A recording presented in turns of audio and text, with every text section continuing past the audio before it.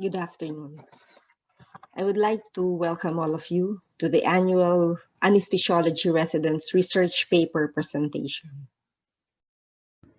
This friendly contest among our anesthesiology residents started in 1998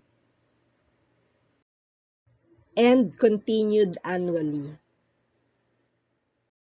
This produced several published papers and 2 Young Investigators Awards from St. Luke's.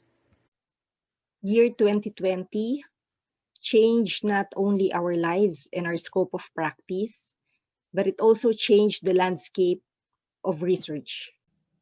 Approval of clinical research proposals by RNB was put on hold in May to give way to research involving COVID-19. Even research proposals already approved were affected. Thank you to the research committee headed by Dr. Robles.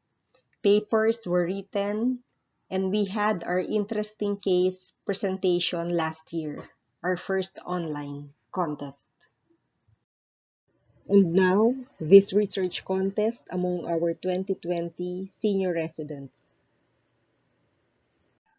I would like to thank our judges for accepting our invitation in spite of their busy schedules.